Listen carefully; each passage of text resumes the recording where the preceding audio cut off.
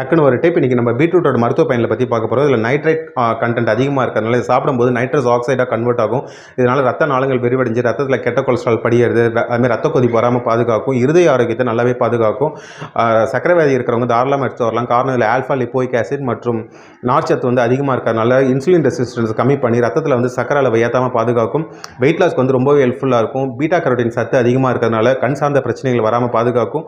குளுட்டத்தியான் அப்படின்ற ஒரு காம்போனன்ட் இதில் இருக்குது. இதனால் என்ன கல்லீரலையும் நுரையீரலையும் அந்த அழுக்குகளை வெளியேற்றும் தன்மை அதிகமாக இருக்குது. அதுமாதிரி ரத்தத்தை நல்லாவே சுத்திகரிக்கும்.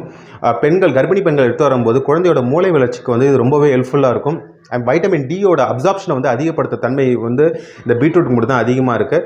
இதை நம்ம அதிகமாக எடுத்துகிட்டு வரும்போது நம்மளோட யூரினில் மட்டும் ரெட் கலரில் வரும். அதனால் பயப்பட வேண்டிய அவசியம் கிடையாது.